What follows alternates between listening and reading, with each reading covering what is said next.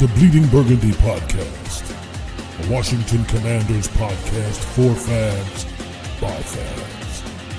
With your host, Jessy, Martin. What are you talking about? You're out of your mind. John Taylor. We finally got professional football back. This is going to be fun. Scott Hartley. Yeah, thanks for having me on. Max Taylor. As long as you got Jaden Daniels, you got a chance to win. Spanning the eras of Washington football. Honoring the past. Commanding the future. And now, the world's worst podcast host, John Taylor. Hey, everybody. I am the world's worst podcast host. However, I have been informed that there is a guy in Poland hosting a podcast called Plotnia, in which he says he is the, which I assume means he's the world's worst podcast host. I've listened once. He's pretty bad, so I'm really going to fuck things up now to make sure that I retain my title. And speaking of fucking things up, my good friend from over here from Southeast Virginia, let me go ahead over here and get our music straight. It's Jessy Martin.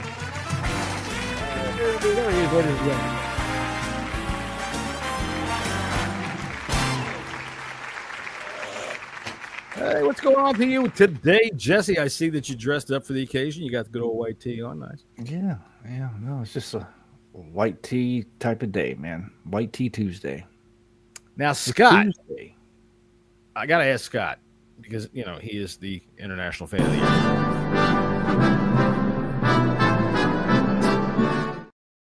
As a proper Englishman from the Royal Port of Barrow, would you drink white tea? Well, yeah, I have white tea, yeah, but it's very strong. It's like builder's tea. Damn, Jessy, I think you guys are going to be having to get a room when he comes over here in the airplane a couple weeks What the fuck is builder's tea? I don't know, but I think he just gave you a Tony knows. Oh, yeah, go ahead. By the way, down here, our good friend from Ireland, Tony Wheat. Tony, it says right here that you used to be in the circus, and you and 35 of your friends would drive in a car and then just get out and everybody'd laugh. Anything that you'd like to tell us about that? I think it's all been said. It's still in the hands of my lawyers. So, yeah, no comments on that. But I can comment on builder's tea, just to back Scott up. I think it's basically sludge or mud. That's the color of it. I mean, if you're talking about white tea, you know, that's tea with milk, yeah. But that's disgusting. It's got to have some. Wait a second. Hold on. So yeah, that's milk. That's great. Milk. Why do you just drink hot milk? No, you just have a very, very small drop of milk in. Yeah, that's what we do here in America. Yeah, a very small drop. Yeah, but just a little bit, just to give it a little bit of color. Yeah, absolutely. It should be orange.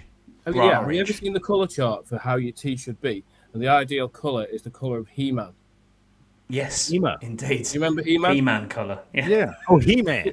He-Man. Google He-Man, look at the colour of his skin, and that's what as long as it's not skeletal colour, you'll be okay. Yeah. My colour's the colour of Lion-O. Is this any good? Can't tell. If it's skeletal, you have a problem. But Google He-Man, look at his skin. That's what tea should look like. I gotta Absolutely. tell you can't help but look at He-Man's skin. It's Yeah, all over the and place. you And if just- people want to talk you about why or- a generation grew up or to be a bunch of cream. drag queens, I think it's because of He-Man. You do a little Sorry, but go cream ahead. in there, and that will give you the color of He-Man. Yeah. Ladies and gentlemen, welcome. This is a football podcast in which you learn how to make your tea to be the color of He-Man. I have the tea bag! All You'll be Absolutely. teabagging in a couple of weeks. Well, I'm not going to go there in any way. That's on the after dark podcast. That one, Tony. In fact, I think we should have a list from Scott about the number of times that he thinks Tony's been teabagged.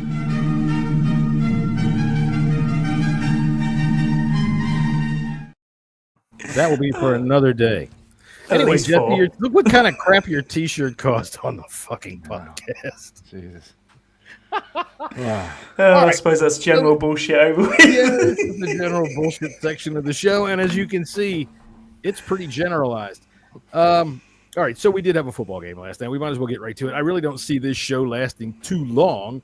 There has been a whole lot since the last one we had, and it's just a preseason game, so let's get on with it.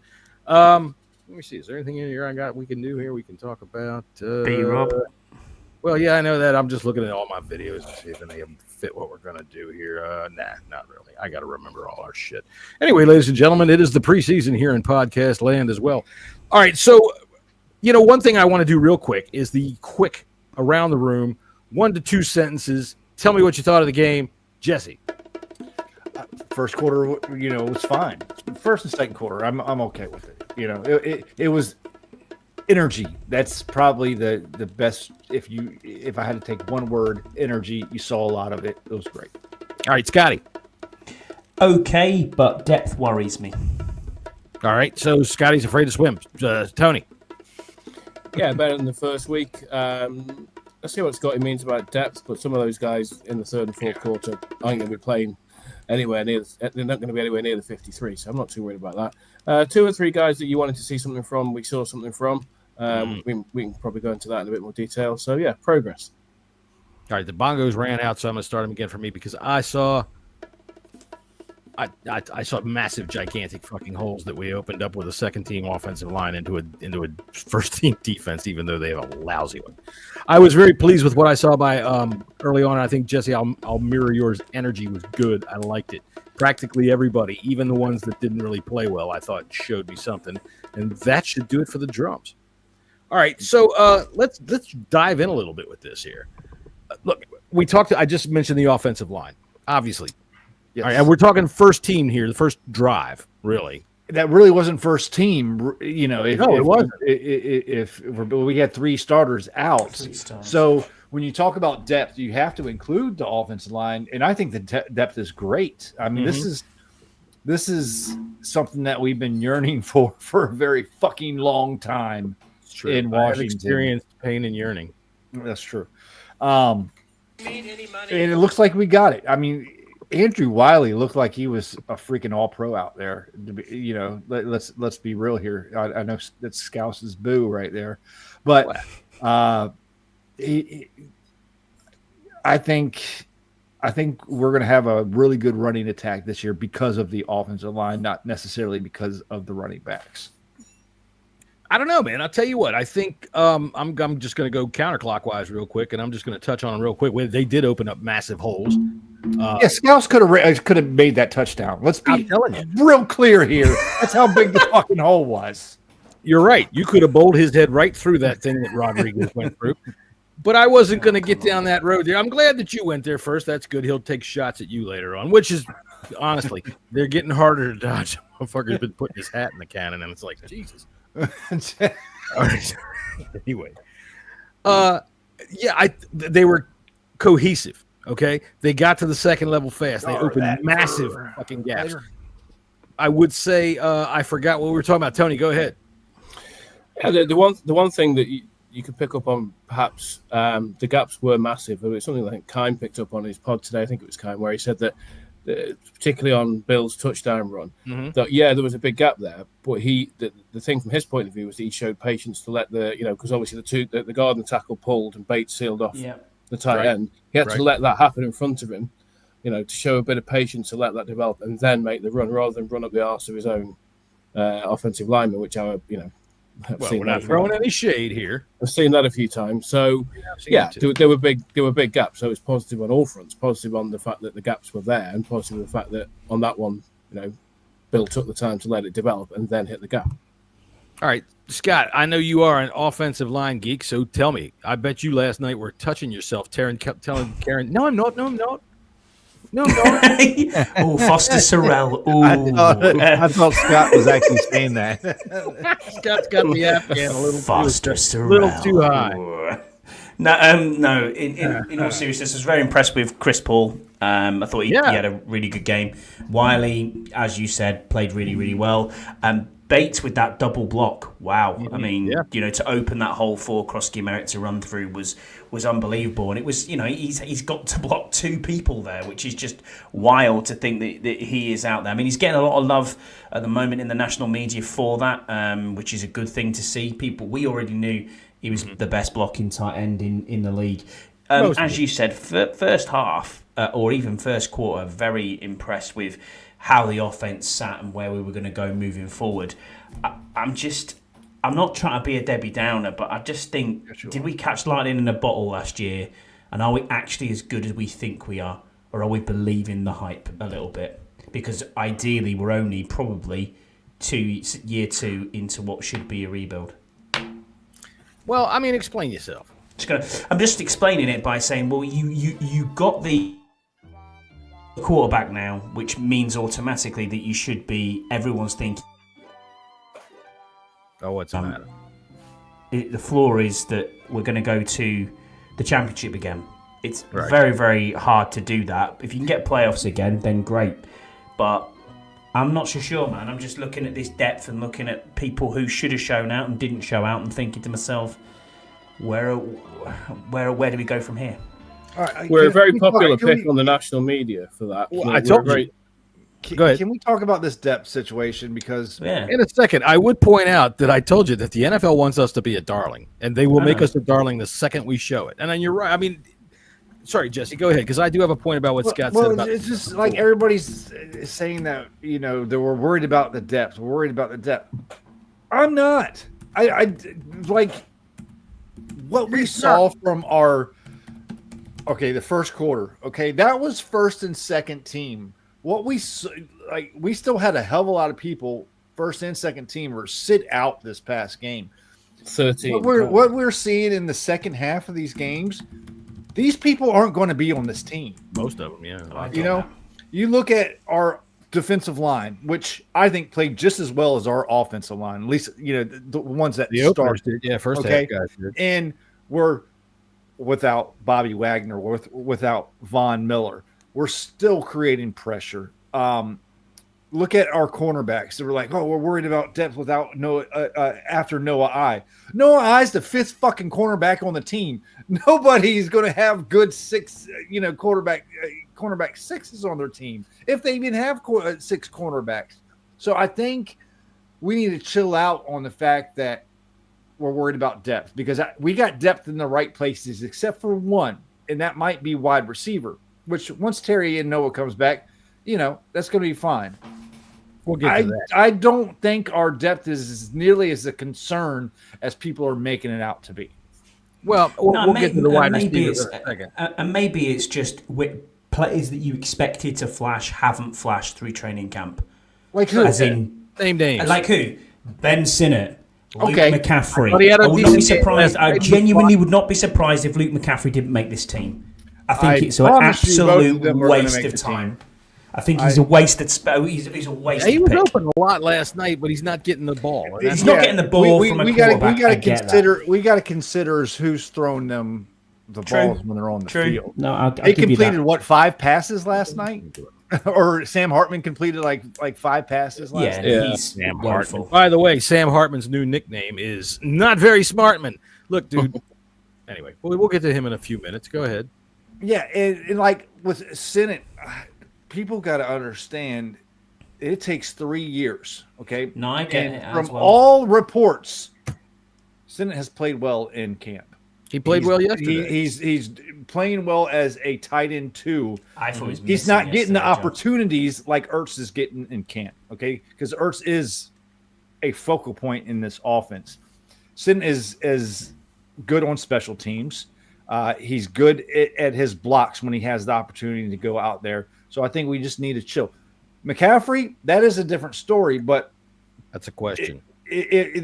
Like, if you look at last year's draft class, and I heard some idiots talking about this like today, they got Jaden Daniels out of it, Mikey Sanders still out of it, Johnny Newton out of it, fucking Coleman out of it. That's 4 starters right there.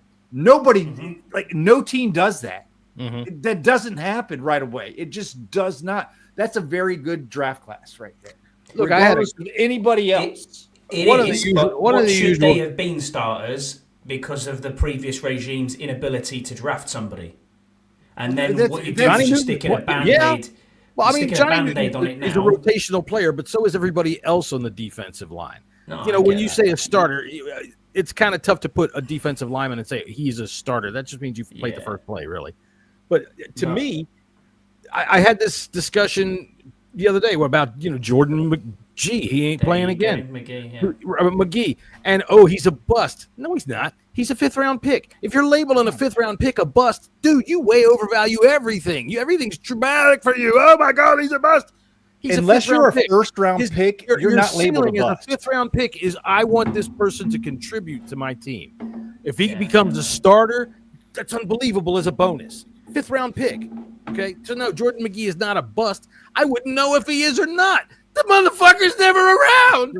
And the team absolutely loves Jordan McGee. They rave about him. I guess they must. He must be good in the team orgy or something because I can't see anything else. He didn't on the field. These are the facts.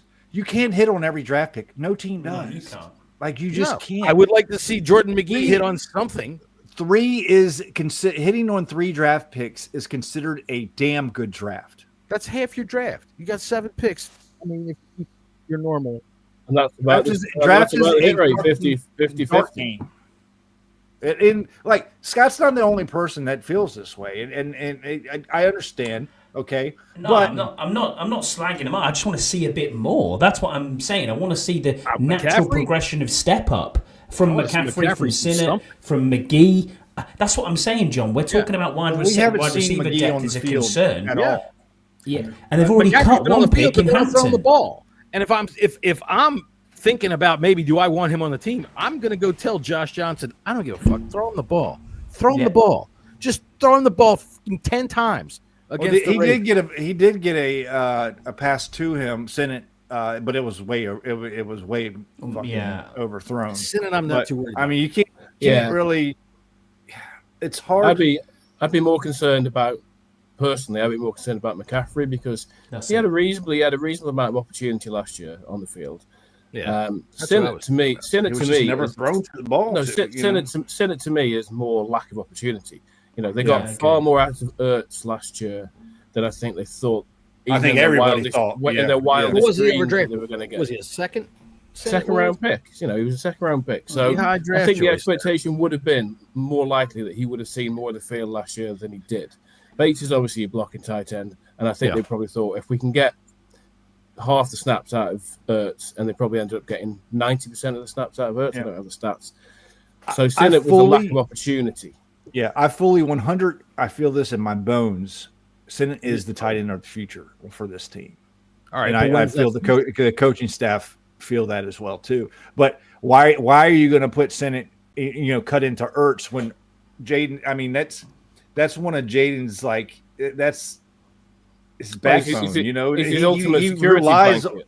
It's a security blanket that he relies on so much. So you're not going to get in the way of that just because you want to get a young guy more opportunity. Don't fix what's not broken. Right, but at the same time, able to work the middle of football field for the last 15 years. Let him keep doing it. Yeah, and he was doing it again at the minute. I don't care if he's no yak Ertz. Who gives a fuck? Throw him the ball. He'll get to the sticks. That's what you need. It's not broken yet, but how fit can he be? You've been dealing with scouts way too long. You've taken you're pessimistic. Yeah, you started it off today. Oh, what was this team? Because I watched it last night and I wasn't impressed with anything. I thought it was shit. I thought the whole game was woeful apart from the first drive. That was it. The first drive it's all that counted because I know it did because that was our first starters. But what I wanted to see is I want in preseason to see people step up. I want to see people try and fight for this team. All right, and I didn't see anything. That's what the defense did. Did, but on offense, I didn't see anything at all. Some of the corners, when you're getting into the Carlin Vigors of the world, that's fine. No, they're not going to be here. We know that. Ali Cahoe, however you say his name, linebacker, Ali Cahoe. That dude stepped up last night. He was flying around pretty well. So there were some guys. Yeah, before we get into that, because we're going to get off of the. This is preseason. I'm trying to stick to the game plan here. All right, so we were on tight ends. Now we're going to go to the running backs. We'll get back to that in a minute there, Scotty. Way to friggin' jump ahead on the thing and not read the outline. Lord. I'm not the world's worst podcast host, ladies and gentlemen.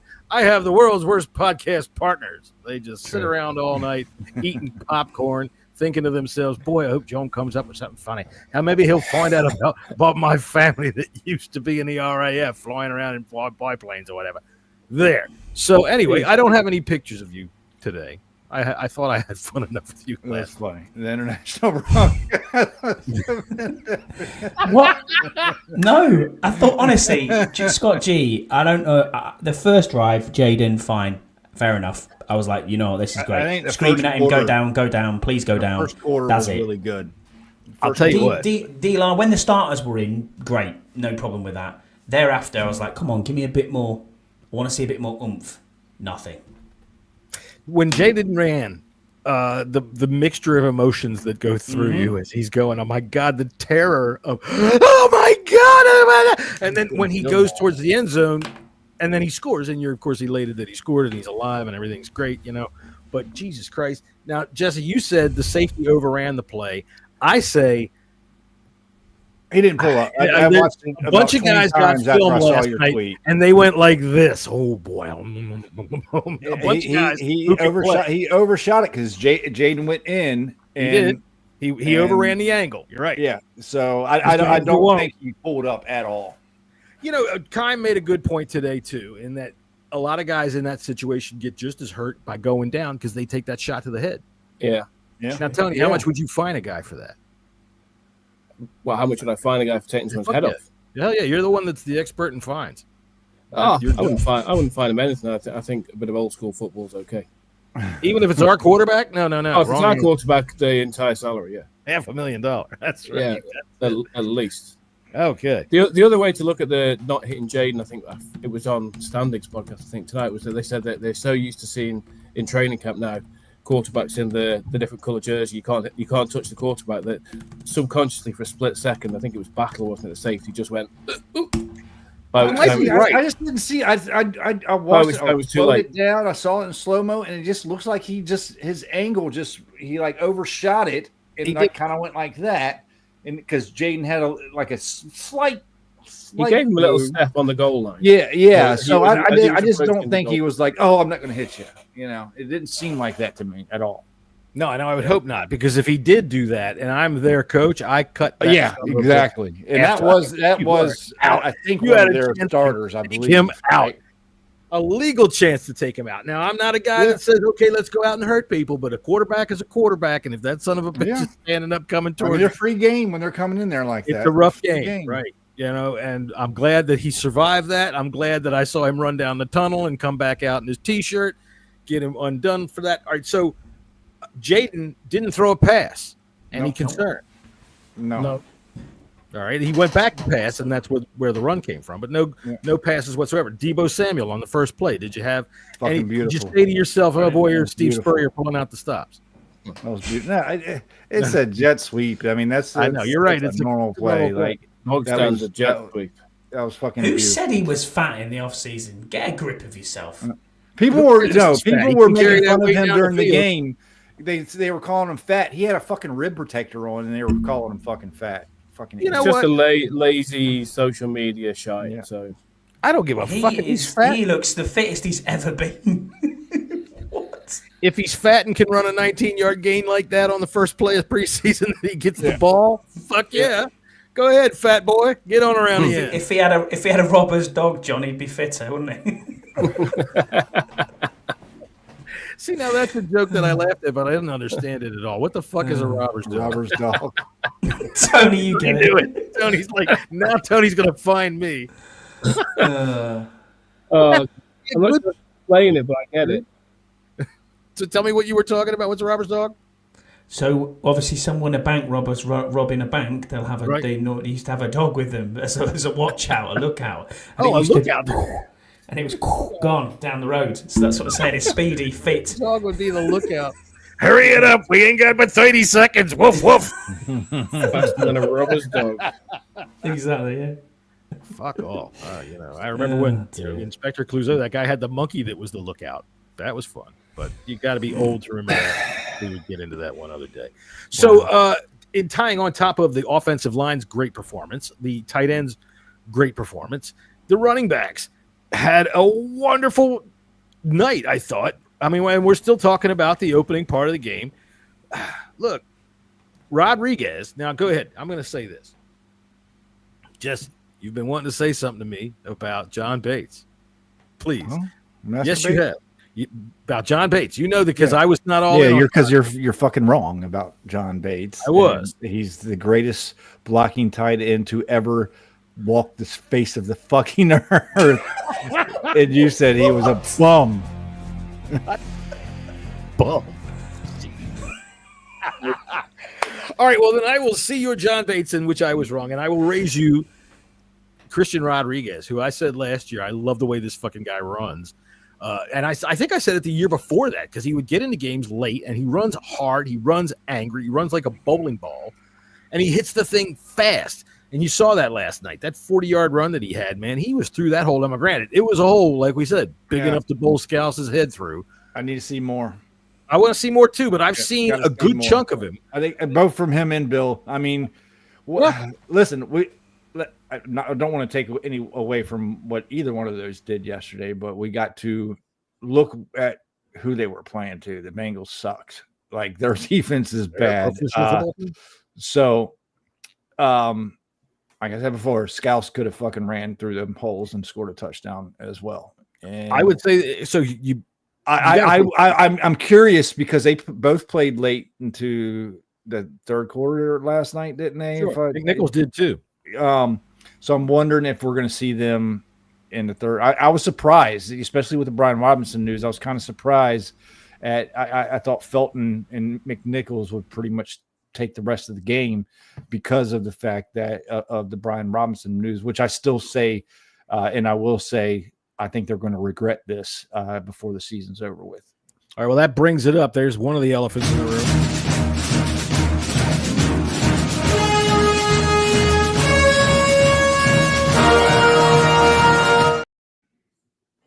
And Tony, I'm going to start with you here because you've been such a polite man. And most of the Irish people that we have on here, if we don't talk to them for very long, they get drunk and start a fight. And thank you for being a decent guy. All right, so Brian Robinson. Yeah. What's his name? Schultz said that they were shopping him around the other day. Keim says today that if it gets out into the media, that means it's been happening for a while. Yeah.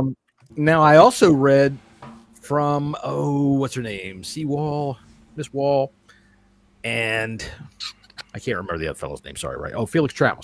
Sorry, Felix. That there was an incident in New England last James, week. I got your question started. We'll get to him, buddy. There was an incident in New England last week, apparently, in the tunnel with Brian Robinson. Has anybody heard anything about any of this?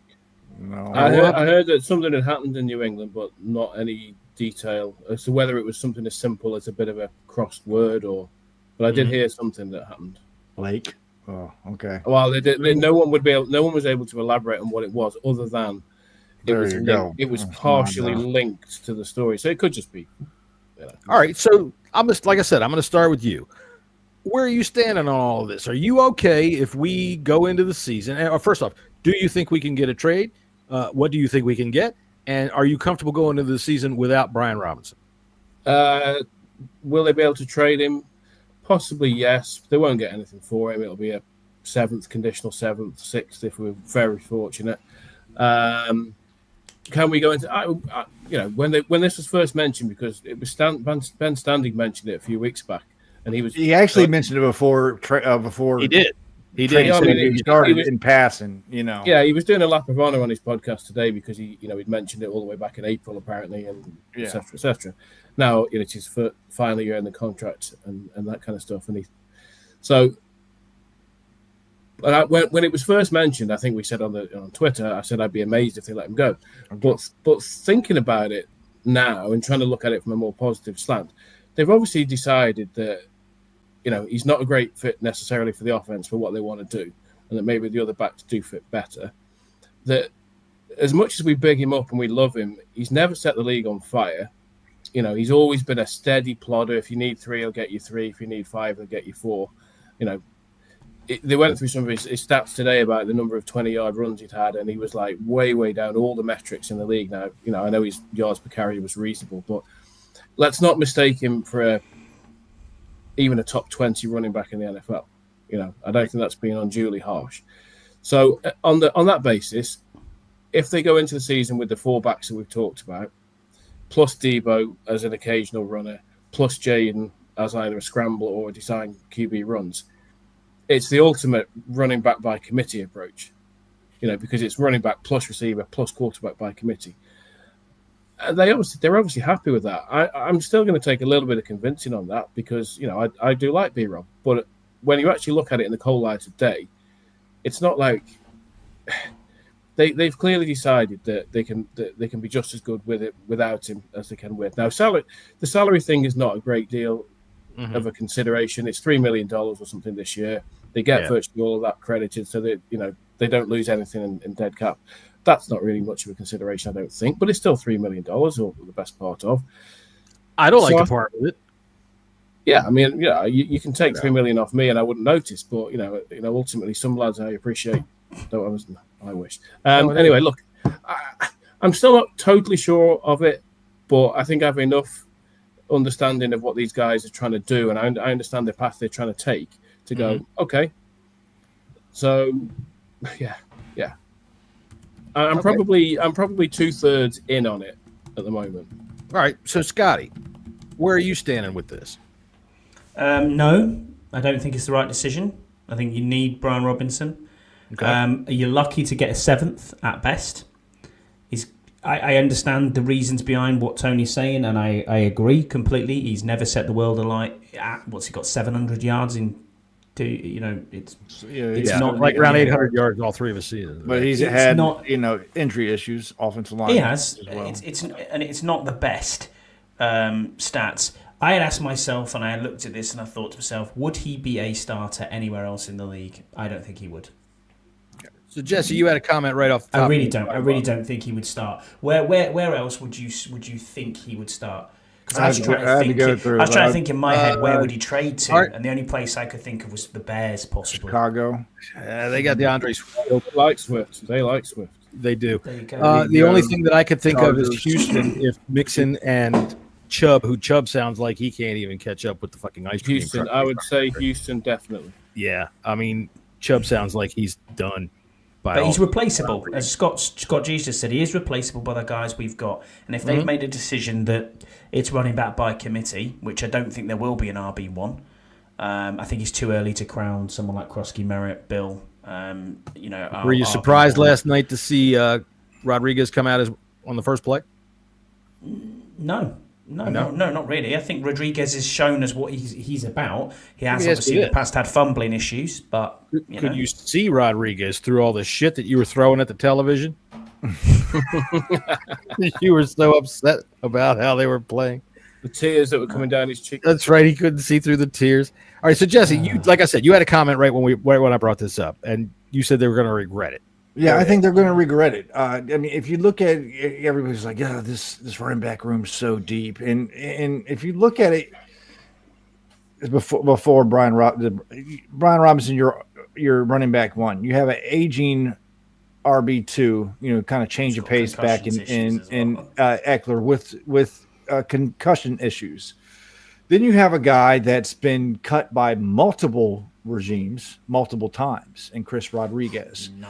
Then you have a 7th round rookie that's already been banged up. That's all week wore a non-contact jersey. And the last running back to contribute to a team outside of special teams in the past 10 years is the Chiefs running back. That 7th rounder. He was a 6th rounder. Bucky Irving a 7th rounder. No, Pacheco was like it was like fourth. Yeah, Pacheco was a 7th round pick. Maybe I'll just add them together. There have been one, so they're banking a lot on a guy that's been cut that they've cut twice, I think, and a rookie. McNichols in the mix. Yeah, but a journeyman and a journeyman. But they like it. I don't mean he blocked well. He's played well.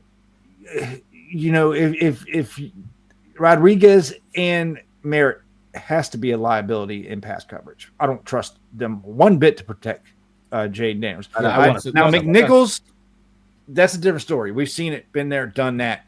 But I don't trust Chris Rodriguez. I haven't seen nearly enough. I'm not as enamored with his running style as everybody else. Enamored?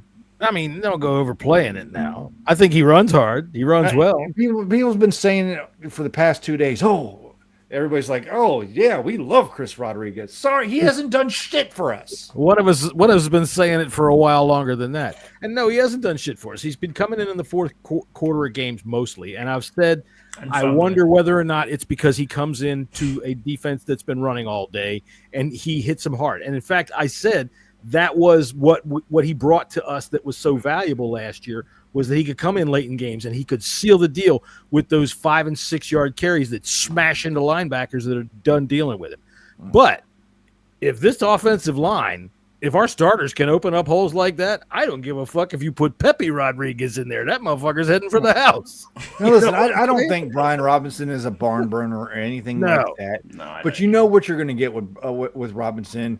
And I don't feel that he's a perfect fit for the offense. I get that, and I understand that argument. And I think if they wanted to change, if they wanted to upgrade over B-Rob, you would have figured they would have, because they had an opportunity to draft one a little bit higher, a little bit better of a prospect than. Listen, you could even trade for one. They apparently really liked him, but they waited until the very end to go ahead and pick him. All right, so. Real quick, we'll just run around the room with the speedy bongos. What do you think we can get for Brian Robinson, Jesse? 7th. Gotti. 7th at best. All right, Tony, you said conditional 7th. I said we ain't getting shit. They're just going to sit back and wait, and we're going to cut him, and that's going to be the end of that. Just the last thing on this, if we're talking about late round running backs that succeeded, okay, it's just slightly more than 10 years, but there's one staring us in the face, guys, and it's very similar. Alfred Morris was a 6th round pick, of course, not a 7th round pick. And what did Alfred Morris have? He had a mobile quarterback and a couple of tidy receivers outside him and a decent offensive line, and he ran for 1,650 yards as a rookie. Yeah, it was mental. Yeah, but he wasn't a 7th. God, round. It's a whole fucking. I'm just kidding. But to be fair, do you think we'd have had any chance at all at getting Krosky Merritt if he'd had that year of eligibility? We don't know because we don't know. He might have got hurt. Who knows? Yeah. Who the hell knows? I see people saying that argument, and if you really look at it, we just don't know. We don't know. Nobody can tell that. We don't know. The fact of the matter is that if it turns out that he is a good running back in this committee, then they've done one hell of a job of due diligence in pulling him in that particular spot in the 7th round. Kime was talking about how they loved him all during the draft, and they were like, okay, we're going to gamble and wait until the end, and they got him. Now, I'll say this. Last night, he had one hell of a good run through a hole that two of Scouse's hats could have run through. All right. And then after that, it was kind of and they left him in the game well into the 3rd quarter. That surprised me. That I was really surprised too. I kept saying, why are they putting him back out there? But I guess because he is a 7th round rookie, you can't just bubble wrap him and say, okay, we've seen enough. I want him seeing. I'd like to see more in the passing game too. See how he fares in that as well. Like you said, and the protection. I think what really is bugging me the most about it, because Jaden is our most important asset for the next 10, 15 years. We need to protect him at all costs, and you need a running back that can pass block. Yeah, the only thing is very good at that. He is, yeah. And as Scotty said, the only thing I'm wondering is there another shoe to fall yet? Is there, assuming, I think it's fairly safe to say that B-Rob's gone one way or the other. Yeah. Is there another shoe to fall? Whether I can't see him trading for anybody because they've pretty much really stated now that they're happy with what they've got, and we don't really have the draft capital to be trading draft picks away next year anyway. They'll be looking at cuts next week. And cuts. But is the running back depth that good around the league that someone decent enough is going to pop free? I think Brian Robinson might be the top for Breece Hall. Breece Hall's a possibility. You're right. I don't think he's going to get cut. He might be getting his job taken a little bit, but I don't know that we could be able to make that kind of a trade. Yeah, Breece Hall was he was a he has. I mean, in fantasy last year, he was a top 10 pick. I mean, he was not the real game, but he obviously disappointed last year. Braylon Allen's going to take some of his work this year, but Before we move on, I do got a couple questions from our friend James. I said I'd get to. would you have preferred Daniels to have tried some longer range passes for practice sake in the game? Yeah, well, if you can. I mean, they hand the ball to Rodriguez and 40 yards down the field, they push him out of bounds. What's to do? Don't try to fix what isn't broken. You know, I mean, run it if you have to. I mean, sure, but like it would have worked out if he. I mean, I think the whole thing of getting him on the field is just getting some live fire, and he got some. I think he's going to be fine. I think the offense is going to be fine. Yeah. I think people are freaking out a little bit too much on this. Scott and Scouse. Scouse is really. I'm not freaked out about it. I would like to know. Impressed. In all honesty, we have two guys here from the UK. One's in Ireland. One is down on the western shore of England. I want to know if when you guys look at the weather map, does the air pressure change when Scouse gets his moods going? When Scouse gets negative, does it like move the water in his head around or something? Does like the moon shift things around in his head and make him go, "This guy's shite," you know? Probably. Right, the clouds darken outside the house, and I'm wondering what's going on. The second one, it was kind of the same with the first one. Do we miss an opportunity? Look, like I said, I think it was just getting some feels out there and just get some live fire. I don't think there was any missed opportunities for deep shots. Honestly, when are you going to take it? You know, Jaden's got a he's very accurate throwing deep. We all saw that last year. We've seen it in practice. I think he's really built a good rapport with Debo, especially with Terry. Terry handed off to him beautifully. Yeah. And maybe they just don't want to show the sets that are going to come out when they go deep too. So kind of think about that as well. Well, I mean, they had the practice. Go ahead. I was saying, I mean, they had it's not the same as live game action, obviously, but, you know, they had the joint practice with New England. They had the team scrimmage last week internally. Mm-hmm. You know, it's not exactly the same thing, but I don't have any concern about him, you know. No, throwing the ball live action. For me, I get what you're saying, James, in that, you know, you want to see some situations arise up into preseason games so that they can get some live fire action doing that kind of stuff. But when the offensive line opens up a hole that just takes the whole half of the field and Rodriguez can just stroll 40 yards down the field, what are you going to do? You know, what are you going to do? He tried to throw it the next play, and then he kind of got out of the, you know, and then took off running. What I would say is, and I know we're not going to discuss the Terry situation in depth tonight, but is that he needs to get back in there fairly soon. I know he's off the pup list now. You know, is he going to practice? He needs to practice because Jaden and him need to start hooking up a little bit. Good segue. There's Tony. Well, I will say this finally. In terms of, I would love to see every drive the Commanders have this year result in a touchdown after like 4 plays and three runs of 70 yards. That would be wonderful. I don't care if we pass at all. That would be nice. Yeah. All right. So there's a segue. What were we segueing to? Wide receiver depth and Terry. Oh, okay. So that brings us to another elephant.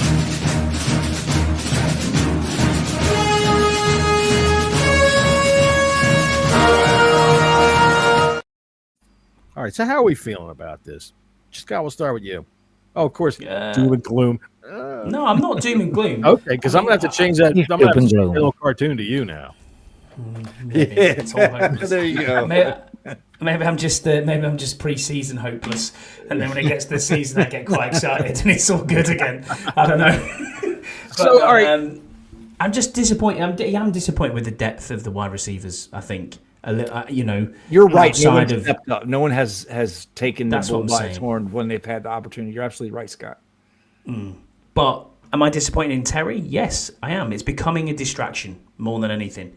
You know, even people who were big Terry backers have now kind of relented a little bit and saying, "Come on, mate, it's time to get on with your job," because he, you know, how many media gurus and people have you heard now saying that no team is willing to pay him the money that he wants to be paid? Well, no shit, Sherlock. It was never going to happen. You know what I mean? That you were going to value yourself at 33 million or whatever he's valued himself at, which is north of Terry, that. I'd fire your agent immediately.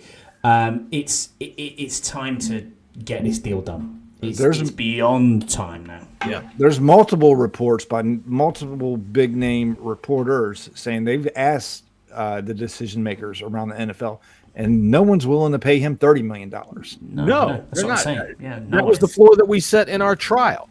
All right, so where do we lay the blame for this? Tony, where do you lay the blame for this? Well, it's unrealistic. Whether it's him being unrealistic or his agent being unrealistic to say he was going to get at least a DK Metcalf $33 million contract. So the agent's doing the bidding. I don't think Terry doesn't seem the kind of guy who's going to come in and say, "Give me $35 million." So someone's setting his market somewhere. You've got to think that's the agent. But at this point now, he's got to just, he's off the pup list. So if he doesn't, they're ramping him up for a couple of days, so they might not get him on the practice field. But when they say to him now it's time to practice, if he doesn't practice, he's in trouble because he's then holding out.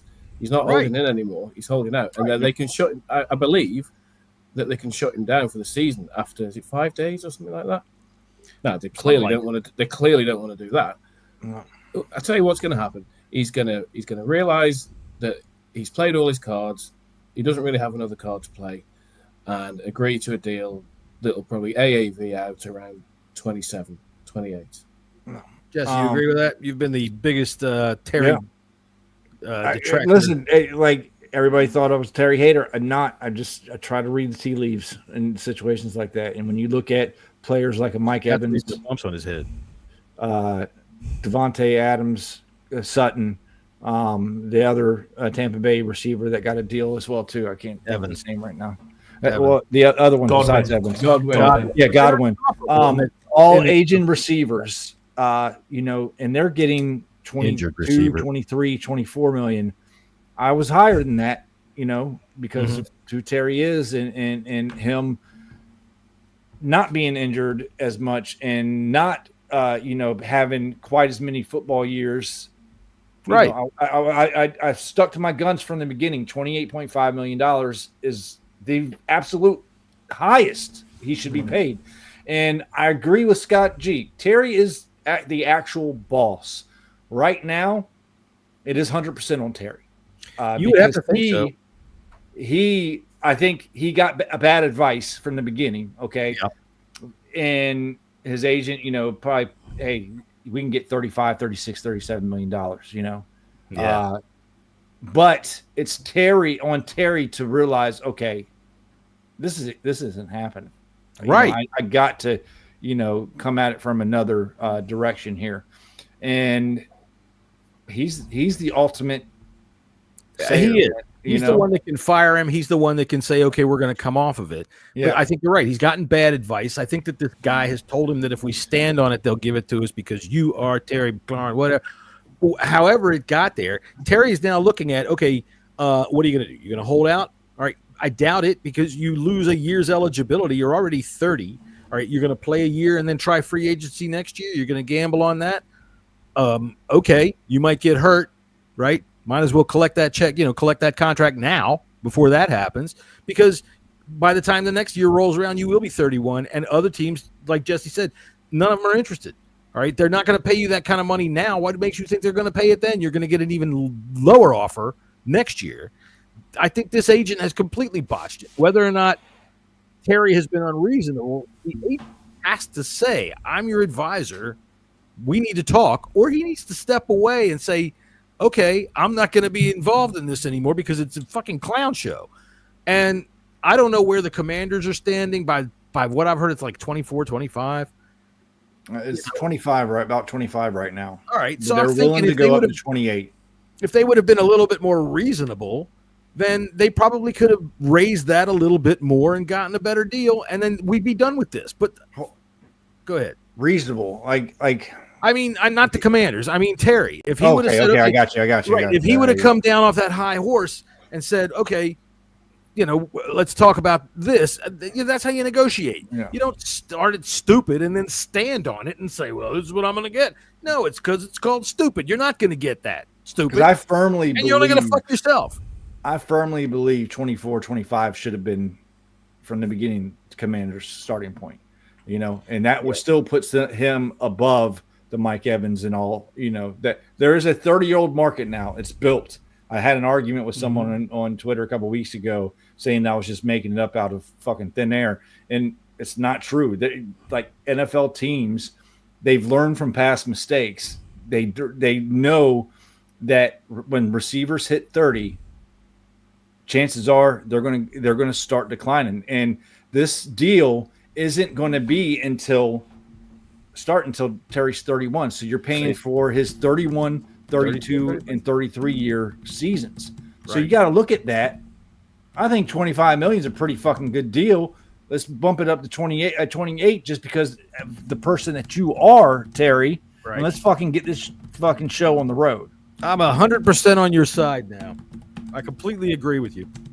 Peacecraft says, "Hey man, Brian Robinson's supposed to make $3 million. His money's off the books. Give it to Terry." Don't work like that. You can't do that. Yeah, because the next man down the road then wants more money. That's another thing that I appreciate. Debo, I appreciate Adam Peters for not setting a precedent like this. Right. Yeah. You got to have a lot of things to do. Yeah, they're going to have a lot of players to pay.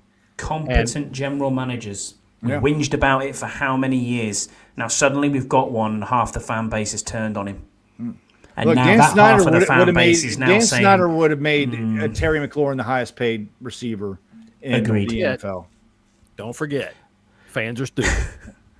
But it's true that part of the fan base who was all against Adam Peters is now starting to turn back to say, no, I'm starting to hear it from his side. Rather than just being, he's a Terry hater. I don't think he is at all. I think he's got to be sensible about this. And funnily enough, the more it's gone on, and the more closer we've seemingly got to at least them talking or being seen to talk, coming off the pup list, all that sort of stuff. That means that when you look at where Terry's been and what he's been around, his agent is nowhere to be seen, and it's only when his agent has been nowhere to be seen that stuff seemingly starting to come out a bit more. Well, the other side of it is that I haven't heard any movement from the agent's side. When Adam Schefter dropped a couple of weeks ago that he was asking north of what DK Metcalf got, I haven't heard anybody say that he's moved off of that at all.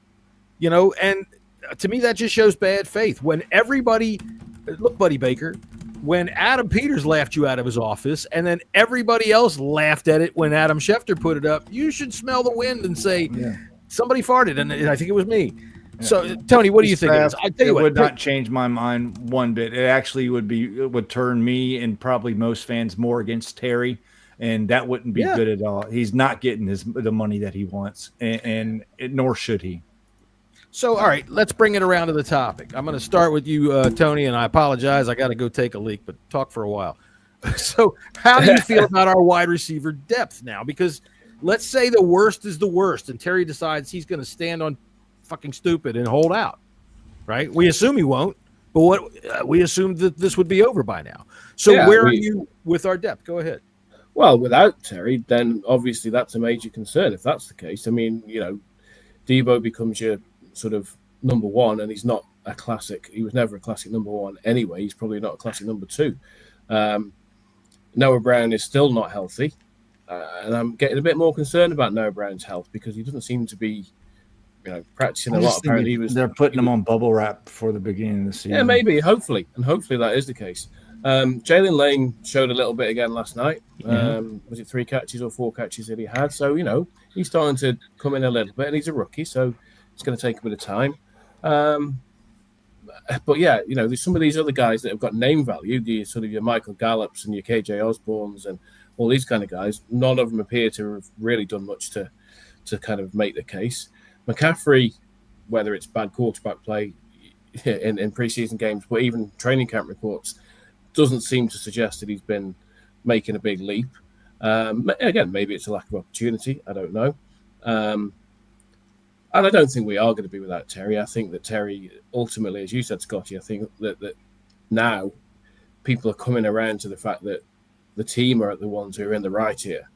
Earlier on, it was like everybody screaming, "Oh, pay Terry, pay Terry." And there's a certain amount of people that are still saying that. But I think now, absolutely, as the more information has come out, the more people started to go, actually, he's not really asking for something that's on a par with how good he is. So, I suppose in conclusion, with Terry, not too concerned.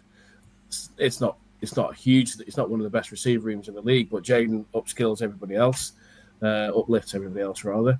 But without Terry, yeah, it'd be a major concern. Yeah, no, James, it's just because he's a hard negotiator. I don't think that's going to scare teams away from calling. We win. Not at all. Not at all. As long as we keep winning in the NFL, we got players. There's a lot of hard negotiators in the NFL. Yeah, yeah, that's true. And the other thing is on just to finish on James's question there on is he a hard negotiator? I don't think he necessarily is a hard negotiator. It's been seen that he's willing to do deals with people in making deals all week. He made another deal today, bro. I mean, they're small deals, but they're bringing in players that are they're either looking at other spots to fill out on the roster or not. But they pay Cosme market value. Yeah, correct. Balancing a team is that's what it is. It's a balancing act. You've got to weigh the salary of all these players, and when you are going to try to be able to get that thing to match up to the point where you can win, right? And when you've got a quarterback right now where we've got on a low contract, you've got to be able to maneuver things to be able to get this kind of thing done. And this is where I think that Buddy Baker / Terry have fucked things up. I think that they think that their big freaking card that they have left in their hand is to say, your Super Bowl window is open and you ain't getting in there without us. And, I don't know that that's true. It's possible, but is it possible enough to say, okay, I'm going to hold you up to the tune of $12 million more per year than you're offering me? No, that doesn't make sense to me. I think there's two sides to this coin here, isn't there? As well, who do you bring in? What do you get if you took Terry out of this team? That's a real worry because right now, where we are coming into the season, you aren't going to replace that productivity with anything. That's done. The other side of it is yes, he's holding out, and the depth of this wide receiver core as we have. I'm maybe a little bit higher on it than other people, but it depends on health.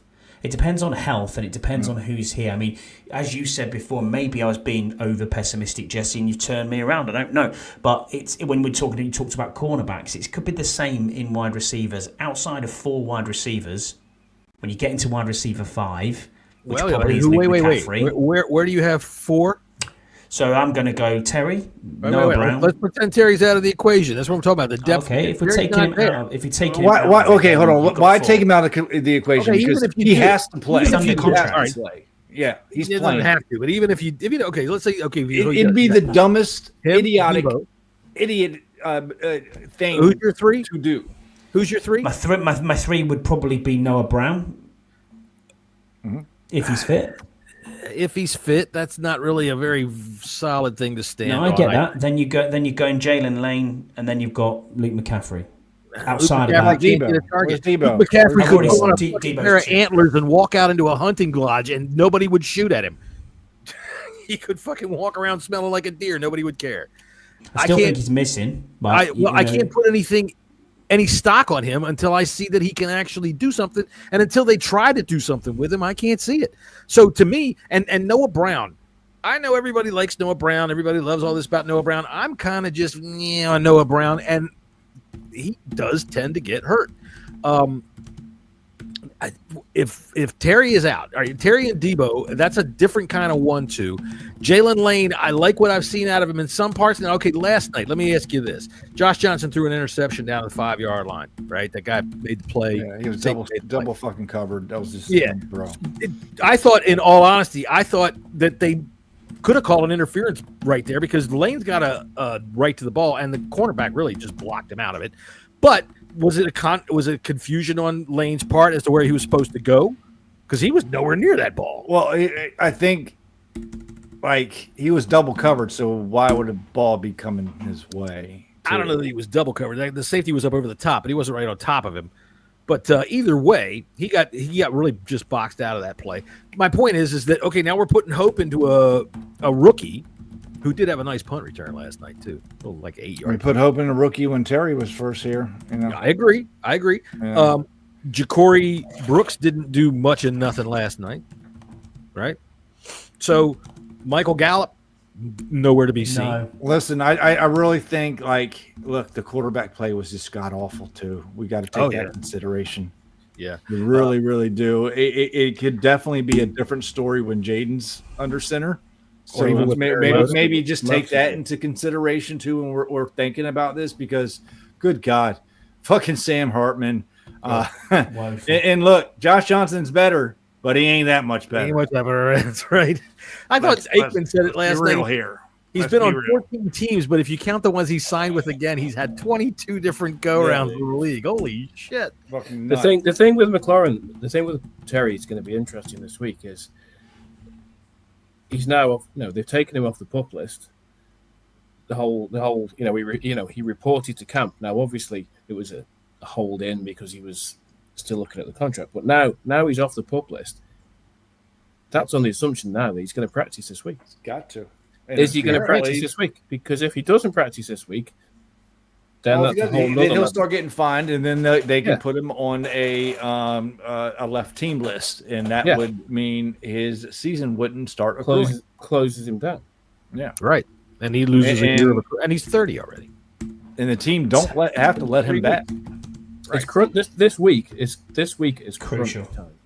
Mm-hmm. It is, and this is why I lay this at Buddy Baker. Dude, you got to give him better advice. If he's not listening, if he's that obstinate, man, you get a baseball bat, hit him on the head, because something's wrong in there. There's nobody that can think that they've got this much hold in this. You just can't think you've got this much stance to stand on 33 to 35 and not move. That's ridiculous. The only one I think who showed anything that was outside of who we've already spoke about, maybe Tay Martin. He had an okay showing again.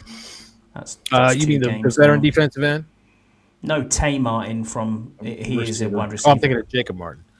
All right. So, because I'm thinking about defense now. So, we haven't really talked about the defense. Anything you see last night that have changed your mind on anybody? I was impressed with players like Jacob Martin. I think Kinlaw had a couple of nice plays. Yeah, Kinlaw. I'm really enjoying the fact that Kinlaw's going to be able to show his stuff, because I think he's going to be a key contributor on the defensive line, and it might shut somebody up. But Armstrong was good. Dorrance Armstrong was good. Dietrich Wise as well. I think we're going to have a pretty good fucking pass rush. Let's be honest. Dietrich Wise got called on that horse collar. Oh, that was shocking. I will give a head smack to Frankie Louvu for that idiotic penalty. I mean, they were not fucking snapping the ball. No, there was 4 seconds to go on the play clock. Yeah, you were trying. They were trying to drive you offside, and you couldn't fucking see that shit. The only thing that was good about that is the guy, the guard that jumped in front of him, he fucking threw that dude on the ground with one arm like he was a sack of taters. But yeah, that was a freaking bad penalty right there. The Dietrich Wise penalty I thought was terrible because who was I? I'm sorry, Mark Phillips today. By the letter of the law now in the NFL, you can't grab anywhere up near the back where the name is at all. Whereas a horse collar was called a horse collar because it came from a Dallas Cowboys safety by the name of Roy Williams, who perfected this play where he would grab by the neck of your back of your jersey and swing his legs. He would use that as leverage and swing his legs to pull you down backwards, and he was hurting people's knees. He was tearing up knees. So they made the rule, and the key to the rule was the leg swing, right? You have to fall down backwards. That's what a horse collar is. Now, this thing, he didn't fall down backwards. He slung him down on his face, for fuck's sake. And Mark said to me today, he goes, they said the only reason they call it is because he's outside the pocket. And the only reason he's outside the pocket is because Dietrich Wise fucking has a hold of him and made him run outside the pocket. So, I mean, what the fuck are you going to do in a situation like that? Do you just let him go? Bullshit. Yeah. Right. So there you go. There's that. I'll tell you one thing I did notice, and I think could be a surprise cut, Cleveland Farrell. I said the same thing, as a matter of fact, on our roster. He's playing in the fourth quarter. Maybe. And yeah, I mean, look, that's.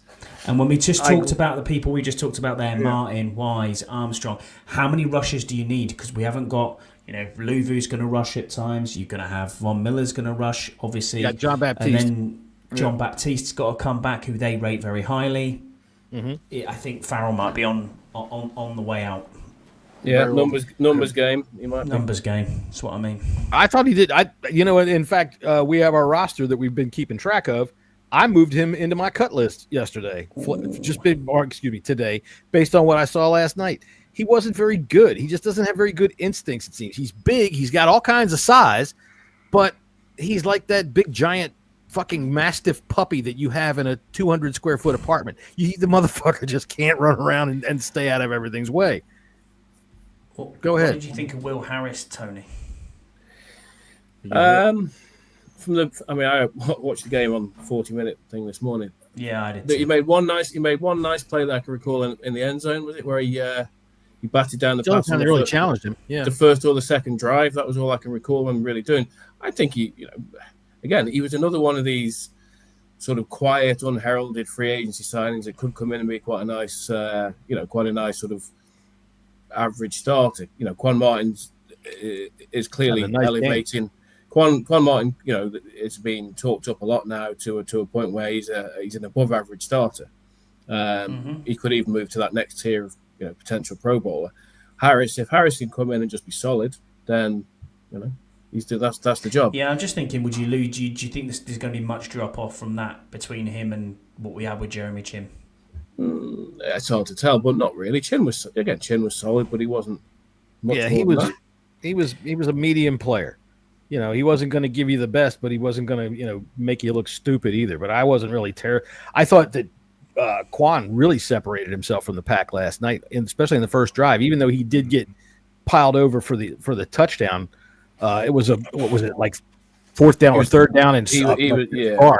But the fact of the matter was, on that first play where they threw the little swing pass, that thing would have gone a long way if Quan doesn't make that tackle. The tight end that they threw to out in the flat right there inside the 10-yard line where they wanted to put it in the end zone, in years past, our linebackers wouldn't even have known that motherfucker was out on the field. Quan stuck his ass, and that's what I like to see. He reads well, he's reacting well, and he's getting there and with an impact, and that's nice. And even though on that play he did get bowled over into the end zone, Jessy, you said yesterday when we were talking about it that he's got to have a little bit more backbone there, and I agree. But he did meet him quick in the hole. I thought he hesitated a touch. You're probably right. I think he just hesitated just a little bit, like a split second. But I like what you saw from Quan. I think he's going to be a major step up this year again. And I really like our defensive back room. Tyler Owens is flying around, and the depth that we have. I mean, listen. Our cornerback 5 is fucking Noah Igbenogany, which was a starter last year. So, yeah. People are ragging all over Noah. I didn't think he was that bad last night. No, he wasn't. Tony, what do you think? I didn't think he was that bad. I think the pass on first look, I thought the pass interference was harsh, but then I saw it again, and he did. Well, I mean, he's singled up on freaking the number 1 wide receiver in the league, running down against Joe Burrow throwing the ball. I don't have any issue with Noah at all. I mean, he was solid last year. And as Jessy said, if he's the 4th or 5th corner, then you take that every day. No, James, I don't think we see any starter against the Ravens. Not against the Ravens. No. It's all about who's making the team, trying to get a job. Right. We might see Brian Robinson. Wouldn't that just be something? You'll see a lot of Sam Hartman, which will be reason to switch it off. Well, Sam Hartman. Price. Bobby Price too. No, thank you. I don't need to see Bobby Price anymore. Good on you. You dry. Carlin Vigors at least showed himself a little bit better yesterday. Did we see anything out of Kane Madrano? He started a little bit. He was playing. He was making play calls. You can see his speed. He's got speed, and I think that's what we've been lacking out of the linebacker position. He's got some top too, man. Yeah, he was noticeable in the beginning because he will stick his net. He's not the biggest guy in the world, but he'll stick his head in there. That's good. He's got speed. He's got speed, and he's in the right place to learn. That's good. Yep. I still don't know if he's a middle linebacker though. I'm not sure if he's like tweening between safety and linebacker. I don't know where he would sit. Maybe he's a box safety. I don't know. It's tough because. All right, so stock ups and stock downs. Let's see here. Do I have a thing for that? Let me see here. Sorry, I didn't mean to cut you off there, Scotty. Oh, there it is.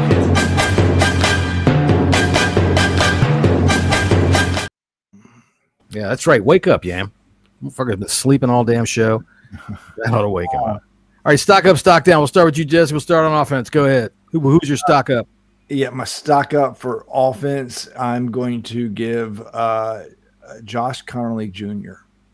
Had one hell of a game. Yeah, if you've read any of my articles earlier on in camp, Josh had a rough go of it in the beginning, but I really think, and I also think in the first on the first drive when we went right down the field. No, I'm talking about early in camp. Early in camp. Oh, okay. Camp. And I think Von Miller has played a big role in this too, helping him out. He's really come a long way, and I think we definitely answered the question on whether he's going to start the season at our right tackle position, and I think he's going to. He had a hell of a showing last night. All right, Scotty, give me a stock up. For offense, I'm going to go stick with the offensive line. I thought Chris Paul had a fantastic game. All right, that sounds good. What about you, Tony? Give me a stock up.